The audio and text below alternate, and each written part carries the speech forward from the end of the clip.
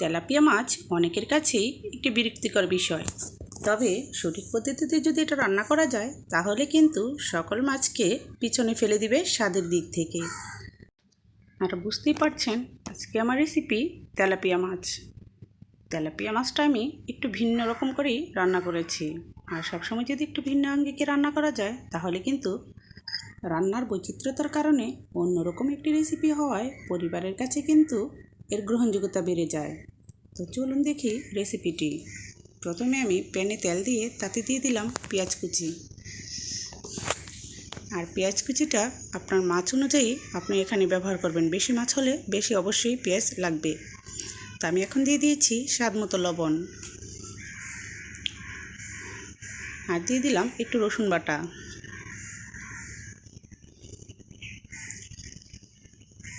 রসুন বাটাটা একটু ভেজে নেওয়ার পরে দিয়ে দিলাম হলুদের গুঁড়ো এবং মরিচের গুঁড়ো। আর যেহেতু কাঁচামরিচ ব্যবহার করব, মরিচের গুঁড়ো আপনি কম বেশি ইউজ করতে পারেন আপনার স্বাদ অনুযায়ী।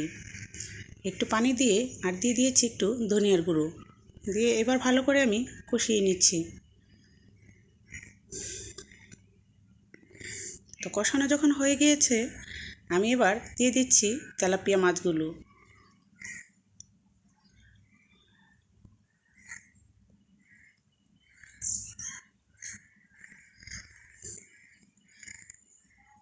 আর তেলাপিয়া মাছটাকে দিয়ে যেহেতু টাটকা মাছ, সাথে সাথেই কিন্তু একটু উল্টিয়ে দিতে হবে। আর এই রেসিপিটা টাটকা মাছ ছাড়া কিন্তু ভালো হবে না।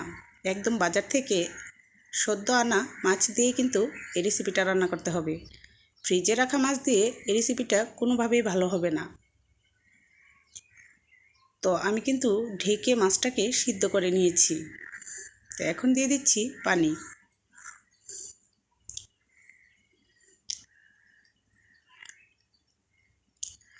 আর স্ক্রিনে দেখতেই পাচ্ছেন যে আমি কতটুকু পানি এখানে ব্যবহার করেছি।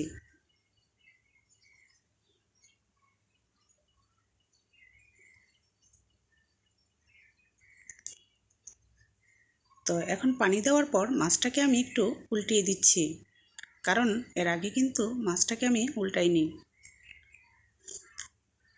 তো রান্নাটা যখন প্রায় অনেকটাই হয়ে এসেছে আমি কিন্তু দিয়ে দিচ্ছি কাঁচামরিচ।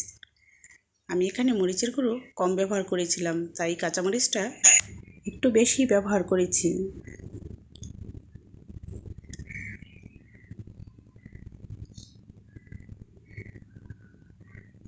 তো ভিউয়ার্স, এবার আমি দিয়ে দিচ্ছি লেবু পাতা। আর আপনি এখানে চেষ্টা করবেন যে পাতাটাতে বেশি ঘ্রাণ থাকে সেই লেবু পাতাটা ব্যবহার করতে।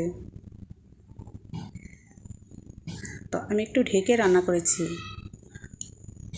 এবার কিন্তু লেবু পাতাটাকে উঠিয়ে ফেলে দিতে হবে, না হলে কিন্তু তরকারিটা তিতো হয়ে যাবে।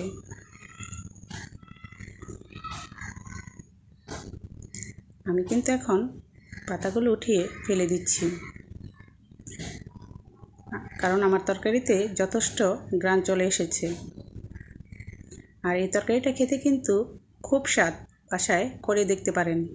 তো ভিউয়ার্স, ভিডিওটি দেখার জন্য থ্যাংক ইউ সো মাচ। ভালো থাকবেন। আল্লাহ হাফেজ। আসসালামু আলাইকুম।